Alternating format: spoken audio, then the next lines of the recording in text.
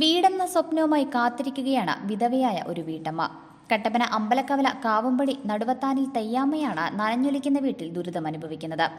Idukki live വാർത്തകൾ നിങ്ങൾക്കായി അവതരിപ്പിക്കുന്നത് 30-ാം വയസ്സിൽ ജോലി എന്ന സ്വപ്നം യാഥാർത്ഥ്യമാക്കൂ. Confidence group of institutions, Darshana building, near private bus stand, Nedumkandam. 24 വർഷം പഴക്കമുള്ള വീട്ടിലാണ് നടുവത്താനിൽ തയ്യാമ്മ കഴിഞ്ഞുകൂടുന്നത്. കട്ടപ്പന നഗരസഭയിൽ PMAY പദ്ധതിയിൽ ഉൾപ്പെടുത്തി വീട് നിർമ്മിക്കുവാൻ അപേക്ഷ നൽകിയെങ്കിലും തന്നെ പരിഗണിച്ചിട്ടില്ലെന്നാണ് ഈ വീട്ടമ്മ പറയുന്നത്. മഴ പെയ്താൽ എല്ലാ മുറിയിലും ചോർന്ന് വെള്ളം വീഴുകയാണ്. മഴക്കാലമായാൽ വീട്ടിനുള്ളിൽ നിന്നും വെള്ളം കോരിക്കളയുകയാണ്. വീട്ടുപകരണങ്ങൾ നനയാതെ പ്ലാസ്റ്റിക് ഷീറ്റിട്ട് മൂടേണ്ട അവസ്ഥയാണ്. എന്റെ ആവശ്യം ഈ പെരയൊന്നും നനയാതെ ആക്കി തരാനോ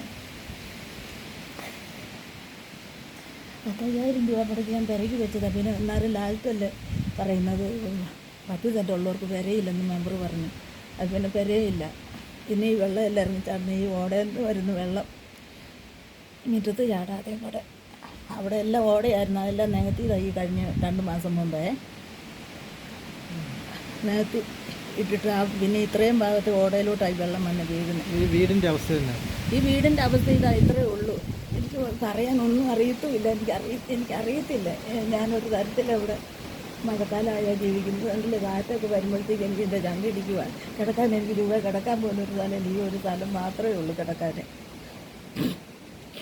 എനിക്ക് പറയാം, ഞാൻ കള്ളമൊന്നുമല്ല പറയുന്നത്. ഞാൻ ഇത്രയും പറയാനുള്ളൂ. എനിക്ക് ഇത്രയേ ഉള്ളൂ. ഇത്രയും ഒന്ന് നനയാതെ തരാനുള്ള 10 സെന്റ് സ്ഥലമുള്ളത് കൊണ്ടാണ് വീട് ലഭിക്കാതിരിക്കാനുള്ള പ്രധാന കാരണം.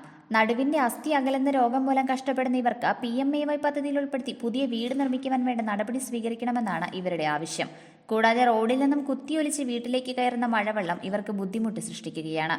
Idukki live news, Kattappana. Idukki live വാർത്തകൾ നിങ്ങൾക്കായി അവതരിപ്പിച്ചത്. ഹായ്, എൻ്റെ പേര് നിവ്യ. ഞാൻ 20 ഏക്കർ അൽഫോൺസ ലാബിലാണ് വർക്ക് ചെയ്യുന്നത്. ഞാൻ പഠിച്ചത് നെടുങ്കണ്ടം കോൺഫിഡൻസ് ഗ്രൂപ്പ് ഓഫ് ഇൻസ്റ്റിറ്റ്യൂഷനിലാണ്. Hi, I am Thasnima. ഞാൻ പഠിച്ചത് കോൺഫിഡൻസ് ഗ്രൂപ്പ് ഓഫ് ഇൻസ്റ്റിറ്റ്യൂഷൻസിലാണ്. അവിടുന്ന് പഠിച്ചിറങ്ങിയ ഉടനെ തന്നെ എനിക്ക് നെടുങ്കണ്ടം നീതി മെഡിക്കൽ ലാബിൽ ജോലി കിട്ടി. ഞാനിപ്പോൾ ഹാപ്പിയാണ്.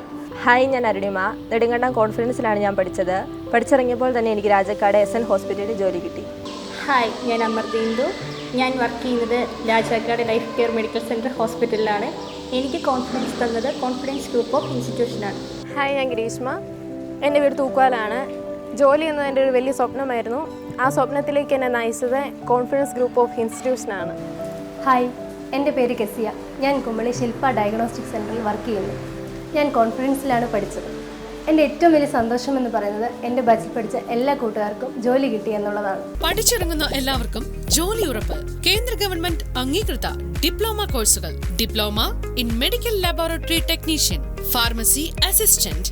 19-ാം വയസ്സിൽ ജോലി എന്ന സ്വപ്നം യാഥാർത്ഥ്യമാക്കൂ. Confidence group of institutions, Darshana building, near private bus stand, Nedumkandam.